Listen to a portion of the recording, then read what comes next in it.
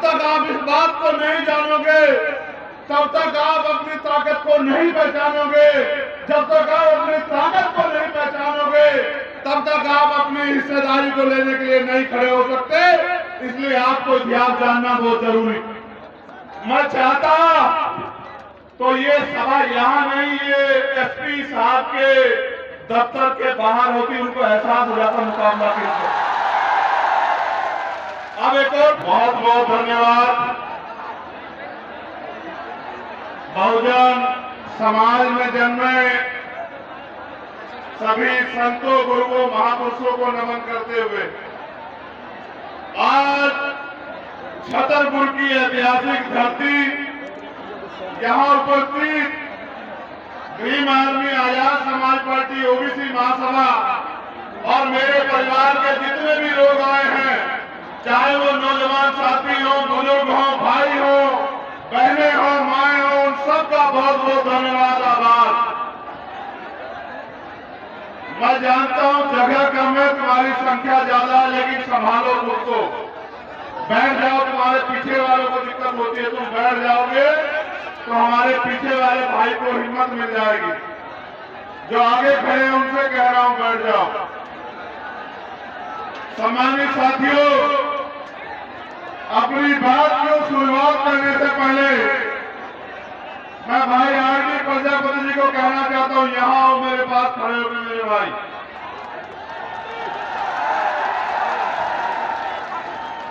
तुम्हारा ये भाई तुम्हारे पीछे खड़ा है, तुम्हारी तरफ उठने वाले आपको चंद्रशेखर आजाद का सामना करना पड़ेगा, मेरा वचन है, तुम्हें इस बात को याद रखना। और यहाँ के शासन प्रशासन को भी कह रहा हूं, ये मत समझना आरडी प्रजापति अकेला ये मेरा भाई है। बहुत अगर गुंडागर्दी दिमाग पर चढ़ी हो तो याद रखना, चुनाव खत्म होगा, सरकार भी बदलेगी, नौकरी करोगे तुम लोग यही। कोई गलतफहमी दिमाग में मत रखना, मुकाबला 12 साल के बच्चों से है, कोई कोताही नहीं बरती जाएगी, जैसा करोगे वैसा मिलेगा, याद रखना। बैठ जाओ, याद रखना, ये मेरा भाई है, दोबारा कह रहा हूं, बहुत सोच समझ के छतरपुर में आज बहुजन स्वाभिमान सम्मेलन में पहुंचे आप सब भाइयों को पूरा धन्यवाद करता हूं कि अपने मेहनत की कमाई से भाई रणवीर जी, उन्होंने फिर से ये मध्य प्रदेश के छतरपुर से ऐलान किया कि अब गुलामी की बेड़ियां हम लोग काट देंगे मध्य प्रदेश में। अब हम बैसाखियों के सहारे नहीं रहेंगे, अपने पैरों पर खड़े होंगे। ये लड़ाई आज की नहीं है सम्मानित साथियों, ये लड़ाई आजादी से हजारों साल पहले की है। हम इस देश में शासक हुआ करते थे, वहां अफगानिस्तान, ईरान तक हमारा राज हुआ करता था। चंद्रगुप्त मौर्य से लेकर बृहस्पति तक हमने यहाँ सैकड़ों साल राज किया इस देश में। और जब हम लोग राज करते थे तो ये देश सोने की चिड़िया होता था, न किसी को अन्न की, न ढकने के लिए, तन पर ढकने के लिए कपड़े की, न सुरक्षा की, न तमाम तरह की किसी परेशानी की, न ही कोई गैर बराबरी थी।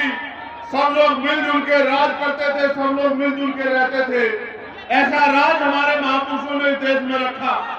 लेकिन सम्मानित साथियों, आपको जानना चाहिए कि जिनका राज हुआ करता था वो इस भारत में गुलाम क्यों बने। जब तक आप इस बात को नहीं जानोगे, तब तक आप अपनी ताकत को नहीं पहचानोगे।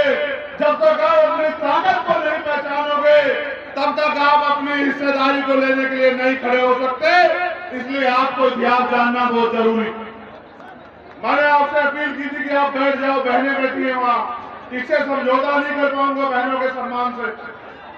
सब कुछ बर्दाश्त कर सकता हूं, लेकिन मां बहनों के सम्मान से समझौता कोई बर्दाश्त नहीं करूंगा, ये बात याद रखना। आप जानते हैं, एक मेरे परिवार में जब मेरी बहन की शादी में जो अपमान हुआ, वो अपमान मुझे यहाँ खींच रहा छतरपुर की धरती पे।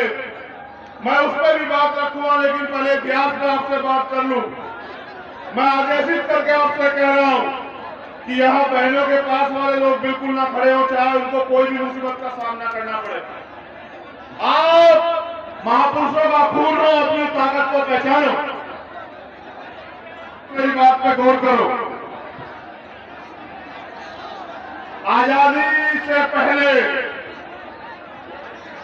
बाबा साहब अम्बेडकर, फूले साहू, पेरियार, संत गाडगे जी महाराज, नारायणा गुरु, संत छोटू राम, और आजादी के बाद महामना रामस्वरूप वर्मा, संत राम बी ए प्रजापति, बाबू जगदेव प्रसाद कुशवाहा, जन्ना कपूरी ठाकुर, बाबू शिवदास चौरसिया जी, इन महापुरुषों ने अपने खून से इस आंदोलन को सींचा।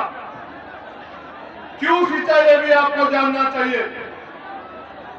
आजादी से पहले जिन लोगों के हाथ में व्यवस्था थी, उन्होंने बहुजन समाज के लोगों को ना पढ़ने का अधिकार दिया, ना नौकरी करने का अधिकार दिया, ना जमीन रखने का अधिकार दिया, ना बिजनेस करने का अधिकार दिया, ना अच्छे घर बनाने का अधिकार दिया, ना घूमने की आजादी दी, ना संसाधन रखने का अधिकार दिया। फिर हमारे महापुरुषों ने अपने बच्चों की कुर्बानियां दी। महामना ज्योतिबा फूले और उनके बाद छत्रपति साहू जी महाराज ने हमें पढ़ाने लिखाने का काम किया, हमारे लिए स्कूल खोले।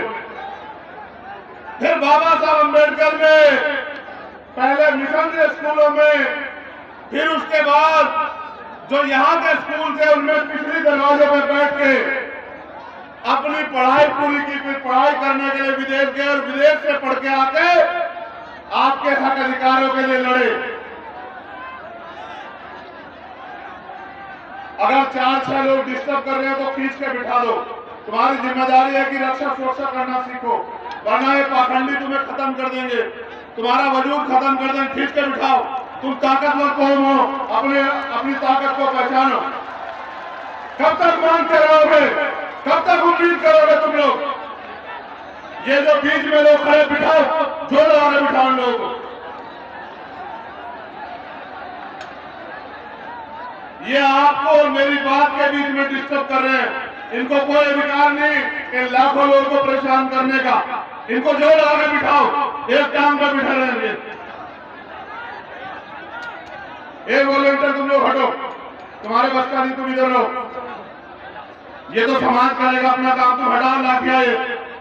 ये लाठियां जिनके लिए दिखानी है उनको दिखाना है, उनको मत दिखाओ। इधर रखो,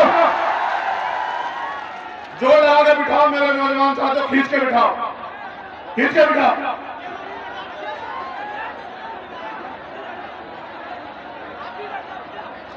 और मत खड़े होने देना अपने बराबर में, जैसा का भाई हो, पकड़ के रखना।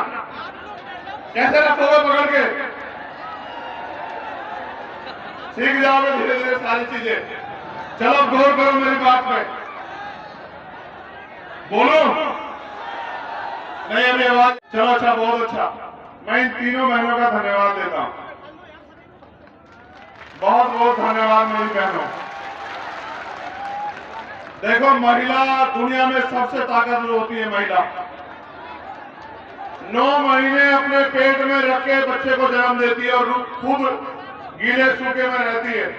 इसकी शक्ति का कोई तोड़ नहीं है। मैं आज इस मातृ शक्ति को नमन करता हूं दोनों हाथ से। वो डटी हुई है, बहुत बहुत बधाई। अब मेरी बात पे गौर करो। आपको इस देश में कोई भी अधिकार रोने चिल्लाने मांगने से नहीं मिला। उसके लिए हमारे महापुरुषों ने कीमत चुकाई। मैं बात कर रहा था आजादी की। जब देश आजाद हुआ, व्यवस्था के कारण जो लोग गरीब थे वो गरीब रहे और जो अमीर थे वो अमीर रहे। पहली जो अंतिम सरकार बनी उसमें चुनाव नहीं हुआ। वो चुनाव हुआ, बिना चुनाव हुए सरकार बनी। नेहरू जी प्राइम मिनिस्टर बने और जब उनकी सरकार बनी, उन्होंने वादा किया कि हम संविधान को पूर्ण रूप से लागू कराने का काम करेंगे। और आज तक भी हम इस उम्मीद पे है कि कब संविधान पूर्ण रूप से लागू होगा, क्योंकि दुनिया का अगर सबसे बेहतरीन संविधान कहीं है तो वो कॉन्स्टिट्यूशन ऑफ इंडिया है, वो भारत का संविधान है। आगे बढ़ो। लड़ाई यहां तो शुरू हुई थी, फिर जो गरीब था सरकार ने सब लोगों को रोजगार नहीं दिया, क्योंकि भारत में सरकारी और प्राइवेट 7% रोजगार है, 2% सरकारी और 5% प्राइवेट। उसके बाद लोग खेती करते हैं, मजदूरी करते हैं। लेकिन हाल क्या है, सारे लोगों को 30 दिन मजदूरी नहीं मिलती, सारे किसानों को फसल का उचित दाम नहीं मिलता, किसानों पे प्राकृतिक मार होती है। यानी कि सरकार ने किसी भी तरह इस इतने बड़े समाज को अपने पैरों पे खड़ा होने के अवसर नहीं दी। थोड़ी बहुत अगर अवसर मिले तो वो बाबा साहब अम्बेडकर के संविधान में जो आरक्षण व्यवस्था थी, उस आरक्षण व्यवस्था के कारण जो कुछ नौकरियां मिली, उससे हमारे लोग अपने पैरों पर खड़े हुए। इसलिए जब हमारे लोगों ने अपने महापुरुषों की बात मान के पढ़ना शुरू किया, मंदिर को छोड़ के स्कूल जाना शुरू किया, तो इनमें चर्चा हुई कि अगर ये पढ़ लिख जाएंगे दलित, पिछड़े, आदिवासी, अल्पसंख्यक समाज के लोग, तो ये तो कुर्सी पे बैठ जाएंगे। अगर ये कुर्सी पे बैठ जाएंगे तो ये राज करेंगे, और अगर ये अपनी वोट की ताकत को समझ गए तो हम इस देश में इनके अधीन हो जाएंगे। 56 के बाद जब बाबा साहब अम्बेडकर ने बौद्ध धर्म की दीक्षा ली, तब जाके ये सत्संग और धार्मिक आयोजन होने शुरू हुए। उसके बाद हमारी बहनों को, माओ को, चाची ताऊ ताइयों को, बुजुर्गों को किस तरह से धार्मिक आडंबर में फंसा के उनको शिक्षा से दूर करके, जो गरीबी, बेबसी, इनकी व्यवस्था में जो संसाधनों का वितरण गलत तरीके से हुआ, गैर बराबरी कारण हुआ, जो गरीबी हमारे लोग झेल रहे थे, उससे दूरी होने का इन्होंने रास्ता बताया कि आप हमारे सत्संग में आओ, हम यहां से आपकी गरीबी दूर कर देंगे, आपकी बीमारी दूर कर देंगे, आपके बच्चों को रोजगार दे देंगे, आपकी समस्याओं का हल कर देंगे। जो समाज हजारों साल गुलामी में रहा था, उस समाज को लगा कि हो सकता है इन आश्रमों में जाके, इन सत्संग में जाके, मंदिरों में जाके और तमाम तरह के धार्मिक आयोजनों में जाके शायद हमारी मुक्ति हो जाए। अपनी गरीबी को खत्म करने के लिए, अपनी बेरोजगारी को खत्म करने के लिए, अपने परिवार में जो बीमारी आ गई है, उस बीमारी को खत्म करने के लिए वो इन बाबाओं के पास जाते हैं। और ये बाबा हमारे दिए हुए पैसे से पलते हैं, हमारा खाके। अगर कोई पाखंडी हमें आंख दिखाएगा तो याद रखना, इलाज कर दिया जाएगा, ये बताने के लिए सदर हुआ है। हम इनके यहाँ पैसे देते हैं, आप चेक करो। और मैं तो चैलेंज से कह रहा हूं कि बदलेगी सरकार, तुम्हारी एक एक संपत्ति की जांच ना कराई, तुमने किस तरह हमारे लोगों की जमीन दवाई दलित लोगी, तब मैं तुम्हें बताऊंगा। याद रखना, क्या तुम अभी की सरकार के भरोसे बैठे हो? याद रखना, निजाम बदले। ये बैठो, फिर नालायकी करने लगे हो, बैठ जाओ अपनी जगह। ये व्यवस्था करने का काम पुलिस के लोगों का था। ये बैठे तमाशा देख रहे, तनख्वाह हमारे लोग टैक्स से लेते हैं। अगर ऐसा ही आयोजन सरकार के लोगों का होता तो यहां खड़े होते बीच में और ध्यान रख रहे होते। चिंता मत करो, बदलेगी सरकार, इनकी सुरक्षा करते नजर आओगे आप लोगों को। ध्यान रखना।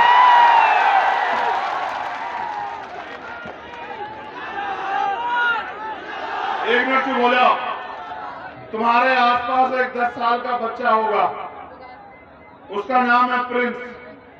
क्या कपड़े पहने?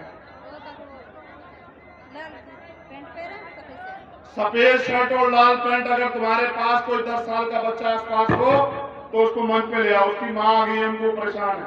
या बाबा की पर्ची की जरूरत नहीं है, आपकी पर्ची से काम हो जाएगा। देखो अपनी निगाह करके, 10 साल का बच्चा है प्रिंस। कहाँ है?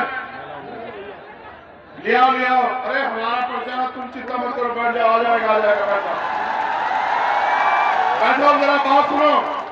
प्रिंस आ जाएगा, तुम्हें भी प्रिंस बनना है, देश में बैठ जाओ। ये लड़ाई तुम्हें प्रिंस बनाने की लड़ी जा रही है, चिंता मत करो। चुप हो जाओ, चुप हो जाओ, बात सुनो, गौर करो। फिर इसलिए ये हमारे लोगों को झूठे आश्वासन देते हैं कि हम आपकी जिंदगी में जो परेशानियां को खत्म कर देंगे, इसलिए उन परेशानियों से मुक्ति के लिए हमारे लोग इनके पास जाते हैं। फिर ये हमारा शोषण करते हैं, फिर ये हमारे लोगों को गुमराह करते हैं, और फिर ये हमें ही नीचा दिखाने का काम करते हैं।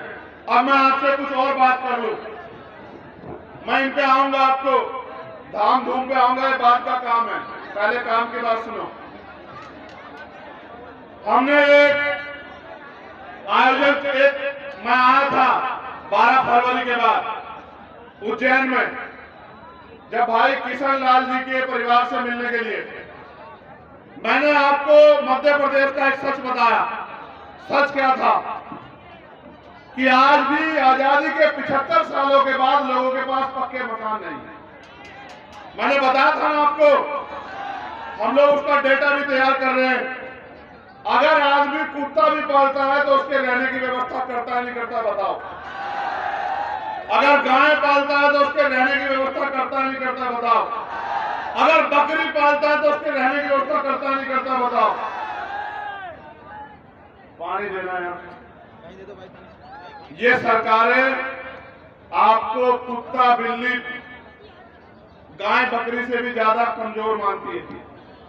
इसलिए इनको नहीं लगा कि जब बरसात आएगी इनके घर छुएंगे, ये बहनें जिनके सम्मान की बात करती है कहां रहेंगी? ये माए रात में जब बरसात आएगी कहां जाएगी जब मकान छुएंगे? इन्होंने आपकी परवाह नहीं की, ठीक है? इसलिए हमने कहा कि डेटा तैयार करो, और हर जिला मुख्यालय पे हम लोग आंदोलन करेंगे।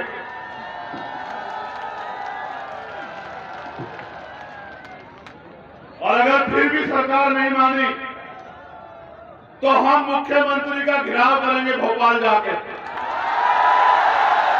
और मध्य प्रदेश के हर घर को जो कच्चा मकान है उसको पक्का मकान दिला के रहेंगे। ये हमारा वादा। जब मैं आपके अधिकारों की बात करूंगा, ये आपको गुमराह करने की बात करेंगे। फिर पहले डाटा तैयार होने के बाद अगला रास्ता भी आपको बता रहा हूं, गौर से सुनना। इस देश की सारी सरकारी जमीनों पे, क्योंकि आजादी के बाद मैंने आपको कहा कि किसी को अवसर नहीं दिया गया कि वो अपने पैरों पे खड़ा हो जाए, वो सारी सरकारी जमीनें हमारी है। काशीराम साहब हमारे नेता, जिनकी जयंती हमने मनाई अधिवेशन के रूप में, वो कहते थे जो जमीन सरकारी वो हमारी। इसलिए हम जो अगला आंदोलन चलाएंगे, हमारे नेता लोग सुन लो, कि हर व्यक्ति को खेती करने योग्य भूमि मिलनी चाहिए, हर परिवार को जमीन मिलनी चाहिए। आंदोलन हम लोग चलाएंगे। मेरा अंतिम लक्ष्य इस देश के बहुजन समाज को उसके अपने पैरों पर खड़ा करना है। वो जो हाथ फैलाता है हर चीज के लिए, बिटिया की शादी करनी हो उधार लेगा, अपने बच्चे को पढ़ाना हो उधार लेगा, लोन लेगा, मकान बनाना हो उधार लेगा, लोन लेगा। मैं आपका हाथ फैलाना बंद करवा दूंगा, मैं आपका हाथ ऐसे करवा दूंगा। आप लोग याद रखिए, आगे बढ़ो। ये आंदोलन दूसरा आंदोलन है, हमारा तीसरा आंदोलन चलेगा। उसके बाद हर परिवार को एक रोजगार मिलना चाहिए, ये हमारा आंदोलन इस मध्य प्रदेश में चलेगा दूसरे आंदोलन के बाद।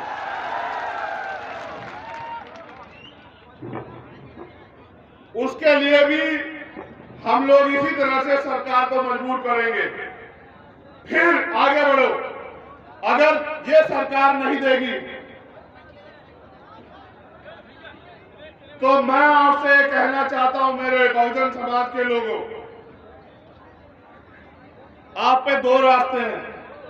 चाहे तो बैसाखियों के सहारे रहो, चाहे किराए के मकान में रहो, या फिर अपने आंदोलन को इतना ताकतवर करो कि यहां इस मंच पे बैठे, आपके बीच में बैठे गरीब के बेटों को भी आपकी लड़ाई लड़ने का अवसर मिले।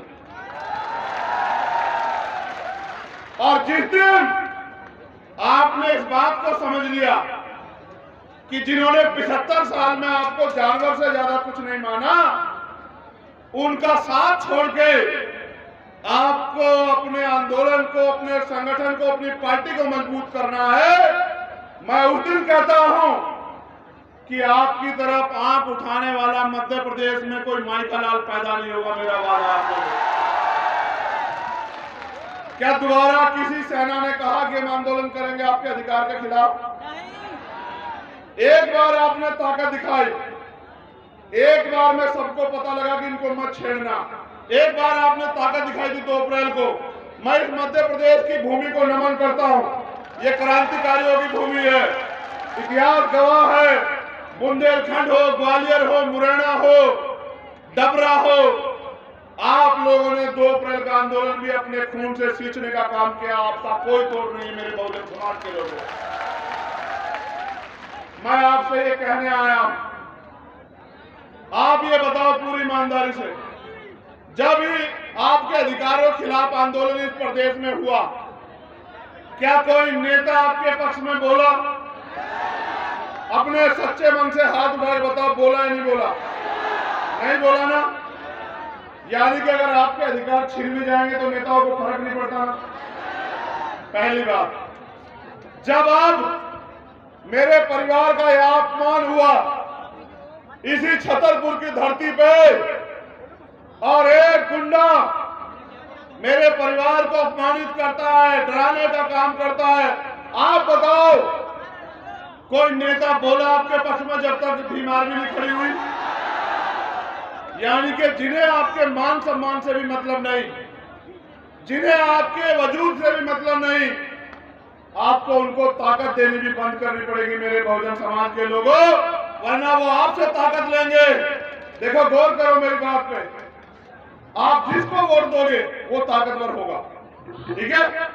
जो ताकतवर होगा वो अपने बच्चों को ताकतवर करेगा। आप मुझे वोट दोगे, कौन ताकतवर होगा? मैं ताकतवर हूंगा तो तरक्की किसकी होगी बताओ? ना मुझे यहां से विधायक बनना, ना मुझे यहां से एमपी बनना, ना मैं यहां मुख्यमंत्री बनना चाहता हूं। मैं तो आप लोगों को आपके पैरों पे खड़ा करने के लिए यहां मध्य प्रदेश में आया। बस, क्या मैं सरकार के आगे हाथ फैला रहा हूं अपनी किसी मांग के लिए? ना मुझे कोठी चाहिए सरकार से, ना बंगला चाहिए, ना सुरक्षा चाहिए, ना इनका कोई साधन चाहिए, मगर मुझे एक चीज चाहिए। हजारों साल मेरे लोग अब इस देश में अन्याय का सामना करते रहे, और मेरे रहबर बाबा साहब अम्बेडकर अपने 4-4 बच्चों कुर्बानी देके गए। मान्यवर काशीराम साहब ने अपना पूरा जीवन लगा दिया। ये है प्रिंस।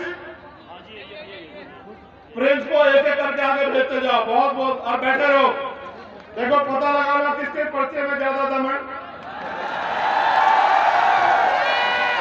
प्रिंस के लिए रास्ता बना दो, बहुजन समाज के योद्धाओं रास्ता बनाओ। ये बाबा साहब अम्बेडकर के अनुयायी हैं, इनका मुकाबला कोई नहीं कर सकता है देश दुनिया में, सब लोग जानते हैं। आप लोग बैठ जाओ, प्रिंस को आने दो और प्रिंस को अपनी मां को सौंप दो। अब मेरी बात पर गौर करो, समय कम है।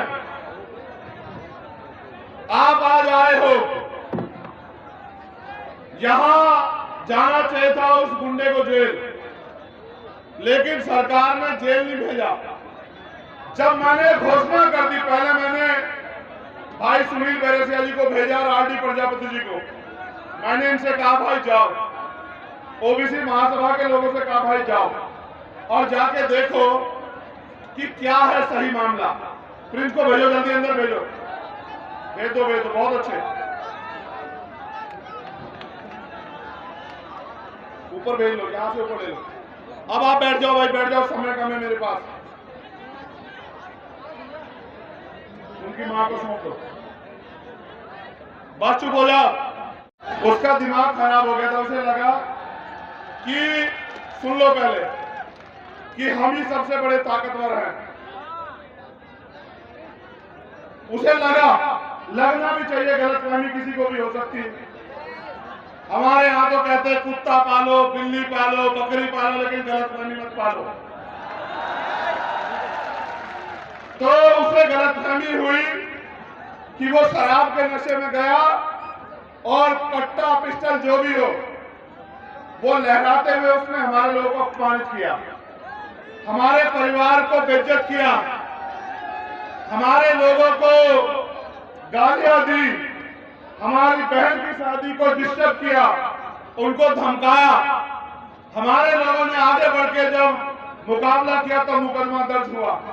जब मैंने घोषणा की कि हम आ रहे 17 तारीख में सरकार सुन ले, इन्हें लगा, यहाँ के एसपी भी है, भैया मेरी बात को याद रखना एसपी महोदय, जिस दिन सरकार बदलेगी मुख्यमंत्री नहीं बजाएगा आपको।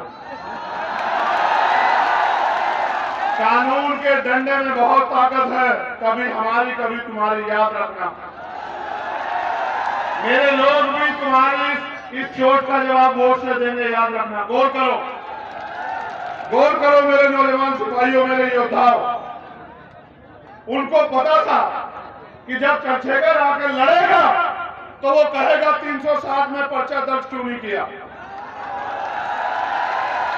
मैं वकील हूं, वो पूछेगा कि दफा 25 का मुकदमा क्यों नहीं लगाया, वो अवैध असला लेके घूम रहा था। बाबा जी ने हमारे परिवार को बुलाया, डरा, परिवार भी डर गया क्योंकि बहुत ताकतवर व्यक्ति है। मुख्यमंत्री उनके यहाँ बैठे रहते हैं, आईजी डीआईजी एसपी उनके यहाँ बैठे रहते हैं, उनको लगा इनके सामने कौन लड़ेगा। लेकिन जैसे ही ये नीले पटके वाले पीले पटके वाले उनके पास पहुंचे, फिर उसने कहा कि नहीं, टोर्च नहीं कट्टा था। फिर उसने कहा कि नहीं, उस पाखंडी को जेल में होना चाहिए। इन्होंने जानबूझ के, इससे पहले मैं आ जाऊं और मैं 360 और दफा 25 ऐड कराऊं और फिर उसको बेल नहीं मिलेगी, इन्होंने संविधान से डर के उसको गिरफ्तार कराया और फिर उसको न्यायपालिका में हस्तक्षेप करके उसको बेल दिलवा दी। और लोग कहते हैं कि एससी एसटी का मुकदमा, कहां था एससी एसटी का मुकदमा, उसको तो बेल मिल गई। एक आदमी पूरे समुदाय का अपमान करे, ये चाचा खड़े हैं उनके, एक आदमी पूरे समुदाय को गाली दे, मेरे हाथ बांध रखे संविधान ने, याद रखना।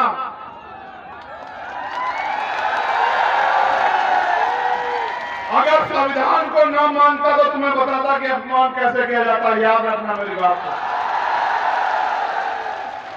बाबा साहब अम्बेडकर का खून हूं, संविधान को मानता हूं, इसलिए मैंने कहा कि संवैधानिक रूप से लड़ेंगे। लेकिन आपने देखा कि जब आपके पास राजनीतिक ताकत नहीं है तो किस तरह से आपका अपमान करने वाला व्यक्ति भी घर में आराम से जाके सोता है। देखा या नहीं देखा? और जो निर्दोष था मेरा भाई आरडी प्रजापति, उसके 1000 पुलिस वाले, वो बता रहा है कि मेरा एनकाउंटर, याद रखना आरडी प्रजापति, तुम्हारी तरफ चलने वाली हर गोली के सामने चंद्रशेखर आजाद खड़ा, याद रखना है। और मैं आपसे भी कह रहा हूं, शासन प्रशासन के लोगों, गुंडों पे कार्रवाई करो, हम नहीं आपको बोलेंगे। अपराधियों पे कार्रवाई करो, हम नहीं बोलेंगे। बहन बेटी के अपमान करने वाले पे कार्रवाई करो, हम आपके साथ खड़े हैं। लेकिन अगर सत्ता के नशे में हमारे लोगों, निर्दोष लोगों पे कार्रवाई करोगे तो आपके दफ्तरों पे ताले लगा के ये असंवैधानिक काम आपको नहीं करने देंगे कुर्सियों पर बैठ के, ये बिना सत्ता के आपसे कह रहे हैं। मैं चाहता तो ये सभा यहां नहीं, ये एसपी साहब के दफ्तर के बाहर होती, उनको एहसास हो जाता मुकाबला के। अब एक और बात सुनो, गौर करो, जब तुम पे ताकत नहीं है, मैंने कहा कि हम आदिवासी भाई को मुख्यमंत्री बनाएंगे। इन्होंने मेरे आदिवासी एक बहन को, उसके साथ अन्याय हुआ वहां इंदौर मऊ में, उसकी हत्या कर दी गई। कितनी लाशें उठाओ आप मुझे बताओ। हत्या करने के बाद जब हमारे लोग प्रोटेस्ट करने के लिए आए सड़क पे तो गोली चला दी, एक भाई की जान चली गई, कई भाई घायल हैं। जब हमने आईजी डीआईजी से पूछा तो उन्होंने कहा हमने आदेश नहीं दिए।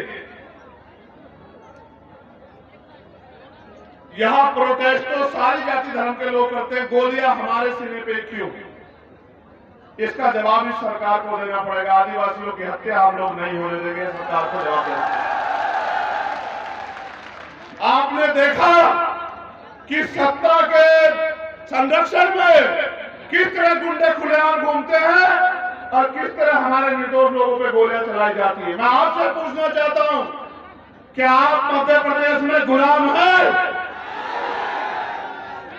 अगर आप गुलाम नहीं हो तो जो गुलामी की बेड़ियां आपके पैरों में पर डालने का काम किया जा रहा है, उनको काटने के लिए तैयार हो जाओ मेरे नौजवान साथियों। क्या आप नहीं चाहते कि यहां हम लोग स्वाभिमान सम्मान से जिए मध्य प्रदेश में? क्या आप लोग नहीं चाहते कि किसी बहन का अपमान ना हो? बताओ, चाहते भी चाहते हो? क्या आप नहीं चाहते आपको रोजगार मिले? क्या आप नहीं चाहते महंगाई खत्म हो? क्या आप नहीं चाहते कि आपको पक्के मकान मिले? क्या आप नहीं चाहते कि आपको जमीन मिले? कौन दे सकता है ये आपको बताओ? वोट उनको दोगे, मैं कहां से दे दूंगा? देखो, जब एक गरीब का बेटा अपने लोगों की लड़ाई लड़ने के लिए खड़ा होता है तो बहुत लोगों को तकलीफ होती है। ये आपके बीच का प्राइमरी स्कूल के हेडमास्टर का बेटा, आपकी ताकत से आपने इतनी ताकत दी, आपने सम्मान दिया कि आज इनकी आंखों में चुभने लगा है। मैंने कभी आपको निराश नहीं किया, आप जानते हो नहीं जानते इस बात को। मैं पहले कभी आपके बीच ये भी कहने नहीं आया कि मुझे वोट दो, लेकिन आज मैं आपसे कहना चाहता हूं कि मैं इस लड़ाई को जीतना चाहता हूं मेरे लोगों। आप बताओ, क्या आपको आपके खून पे भरोसा नहीं है? क्या आप नहीं चाहते कि अब आपको स्वाभिमान सम्मान का जीवन मिलना चाहिए? आप नहीं चाहते SC ST OBC के कर्मचारियों को प्रमोशन में रिजर्वेशन मिलना चाहिए? आप नहीं चाहते कि बैकलॉग भर के आपको नौकरी मिलनी चाहिए? क्या आप नहीं चाहते सरकारी ठेकों में आपको लाइसेंस, सरकारी ठेकों में आपको आरक्षण मिलकर आपको अवसर मिलने चाहिए? इसका एकमात्र रास्ता है जो माननीय काशीराम साहब ने दिखाया कि आपको बहुजन समाज में भाईचारा पैदा करके, जैसे मैंने इनसे कहा, आपको एक तो अपना दिल बड़ा करना पड़ेगा। जाति हमारे महापुरुषों ने तो नहीं बनाई, जाति हमें बांटने के लिए बनाई गई। हम इस बात को जानते हैं, मानते हैं। तो हमें दलित पिछड़े जो 6,743 जातियों में बटे हुए हैं, आदिवासी और धार्मिक अल्पसंख्यक, उनके हाथ पकड़ने पड़ेंगे। और ये हमारी एकता को रोकने के लिए हमें लड़ाने का काम करेंगे, घटनाएं कराएंगे। ये मेरी ताकत को कम करने के लिए, आपके भविष्य को कमजोर करने के लिए लड़ाने का काम करोगे। मैं आपसे पूछना चाहता हूं, मेरे कौम के लोगों, आपस में लड़ोगे तो नहीं? दोनों हाथ उठा के बताओ, एक से नहीं मांगूंगा इस बार। लड़ोगे तो नहीं आपस में? चलो एक बार और बैठो। अगर इन OBC वर्ग के मेरे भाइयों पे आंच आएगी तो इनका साथ दोगे? अगर मुस्लिम भाइयों पे आंच आएगी, इनका साथ दोगे? अगर जैन, सिख, बौद्ध, ईसाई पे आंच आएगी, पारसी पे, उसका साथ दोगे? अगर देश की किसी भी महिला पे, किसी भी जाति धर्म की हो, अन्याय होगा, उसकी लड़ाई लड़ोगे? ये तुम में मानवता है, तुम में मानवता है। तुम सबका सम्मान करते हो, लेकिन याद करो, हाथरस में जब हमारी बहन को जलाया गया, जिनकी सरकार यहां है उनकी सरकार वहां थी, और फिर उसमें न्याय के लिए इन्होंने किस तरह का हस्तक्षेप किया आपने देखा? क्या आप इन्हें माफ कर दोगे? क्या आप इनको आजादी दोगे कि अगले 5 साल ये मेरे लोगों की खून से होली खेले? क्या आप इनको आजादी दोगे कि मेरी माँ बहनों को बेइज्जत करे, उनका शोषण करे, उनको मारने की आजादी दोगे इन्हें? अगर आजादी नहीं दोगे तो आजादी लेने का काम करो मेरे लोगों। आपको आजादी इस मुल्क में तभी मिलेगी जब इस देश की, इस प्रदेश की राज सत्ता आपके हाथ में आएगी। वोट आपका है तो राज किसका होना चाहिए बताओ? जब वोट आपका है तो राज किसका होना चाहिए बताओ? जब आपका राज आएगा, सोचो आपका राज आएगा तो यहां अगर सभा होगी तो कुर्सियां लगी होंगी या जमीन पर बैठना पड़ेगा बताओ? देखो, मैं धन्यवाद देता हूं यहां के एक कार्यकर्ताओं का, दोनों हाथ जोड़ के धन्यवाद देता हूं। आपने अपने पैसे का सही प्रयोग करके सभा को सफल बनाया। आपने जवाब दिया उनको जो ये कहते हैं कि एक गरीब का बेटा आगे नहीं बढ़ सकता, उनको जवाब दिया। आप मोटरसाइकिल पे आए, पैदल आए, और मैं जानता हूं, मैंने देखा भूखे पेट आए, मैंने देखा भूखे पेट आए हो, मैंने देखा। आप इस जगह से जगह कम पड़ी है, आप अपने पैर पे खड़े हो। मेरे खून का एक एक कतरा आपके सम्मान में हमेशा जारी रहेगा, इस बात को आप याद रखना। एक कहावत है पंजाब में, सुनोगे? सुनाऊं? कहावत है, मन पक्के दूध दा कीपा, मन पक्के दूध दा कीपा, अगर कटड़े नू चुंगन नहीं मिलिया। इसको हिंदी में समझ लो, उस वोट का क्या फायदा,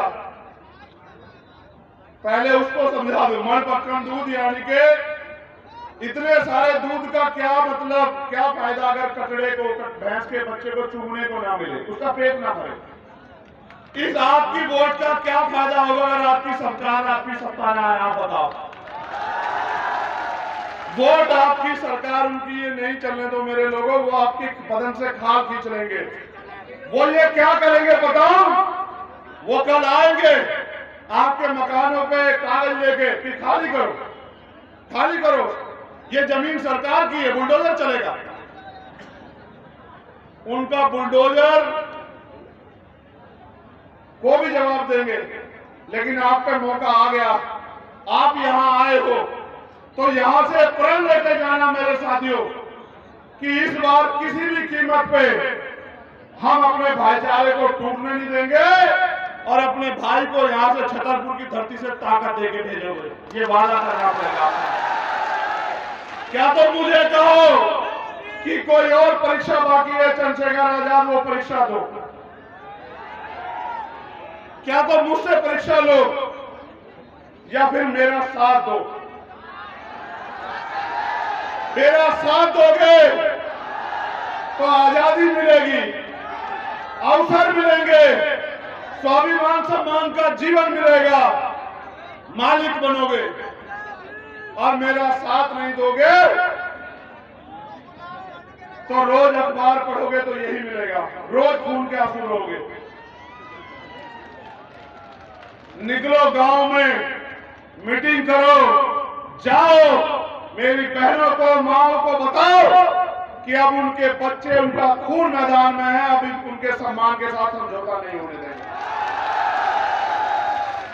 आपको आज नहीं तो कल फैसला लेना कि आप यहां गुलामों की तरह जियोगे या मालिक की तरह जियोगे, ये फैसला आपको लेना। मैं धन्यवाद देता हूं हमारे एक एक कार्यकर्ता, नेता, साथी और समाज सेवी को, अपनी बहनों को स्पेशली। देखो, बहनों को एक बार नहीं कहना पड़ा ना कि बैठ जाओ।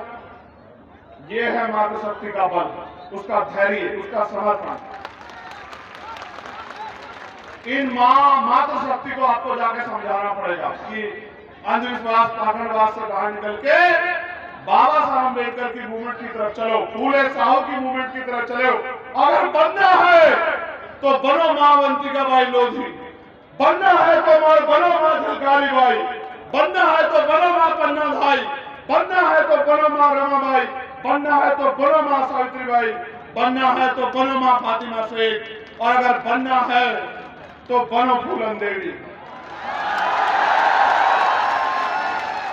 कि इतिहास आपको आपके गौरव से याद रखे। मैं अपनी बहनों से कहना चाहता हूं, एक कदम की दूरी है गुलामी की बेड़ियां काटने में। इस बार पैसे वालों के चक्कर में मत पड़ना, अपने खून का साथ देना, मुझे इस लड़ाई को लड़ने की ताकत देना, मैं पूरी जिम्मेदारी से कह रहा हूं इस मंच पे। आपकी तरफ हार उठने वाली और आपको चंद्रशेखर आजाद के गर्दन काट के जाना पड़ेगा, उससे पहले मुकाबला नहीं होगा। यहां जो स्थापित दल हैं उनके नेता आपसे आगे क्या कहेंगे, वो आपके रिश्तेदार भी होंगे। क्या कहेंगे? चंद्रशेखर आजाद को छोड़ो। अगर आपको लगे कि चंद्रशेखर आजाद आपका अपना नहीं तो छोड़ देना, मैं बिल्कुल कह रहा हूं। और अगर आपको लगे कि ये आपका है और इसको आपको ताकत देनी है, आपको मनुवादियों के हाथों में छोड़ना कि वो उसका कत्ल कर दे, तो फिर मुझे इस लड़ाई को लड़ने का अवसर देना मेरे लोगों। मैंने उस दिन भी कहा था भोपाल से, आपकी सारी मांगे जो मांग पत्र आप देते हो, मैं उसको घोषणा पत्र बना दूंगा। याद रखना मेरी बात को। आपके चेहरे की उदासी, आपकी परेशानियों को मैं सींच लूंगा। मैं धन्यवाद देता हूं हमारी लीडरशिप को यहाँ की, वो बहुत मेहनत करते हैं। मैं उनकी एकता का धन्यवाद देता हूं। ये शायद सागर वाले हों या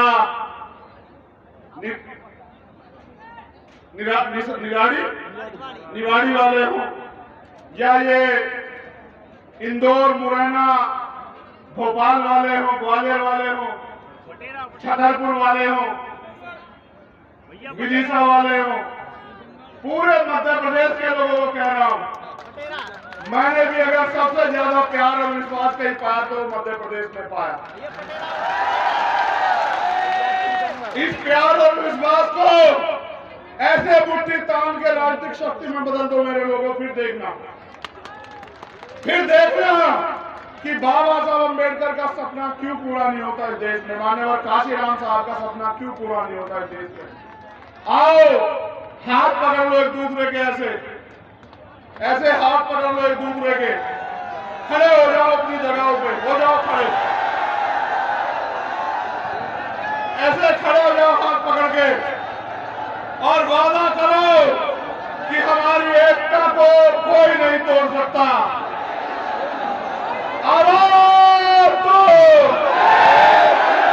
आवाज दो, जय भीम, जय भीम, जय भारत, जय भारत, जय मंडल, जय मंडल, जय संविधान, जय संविधान, जय जोहार, जय जोहार। मध्य प्रदेश ग्राम कोटवार संघ ने मुझे ज्ञापन दिया है। मध्य प्रदेश के समस्त कोटवारों को नियमित चतुश्रेणी कर्मचारी घोषित करने बाबत मैं इनका समर्थन करता हूं। इनसे भी कहता हूं, आप हमारे साथ खड़े हो जाओ, आपके घोषणा मांग पत्र को घोषणा पत्र में बदल लेके जाओ।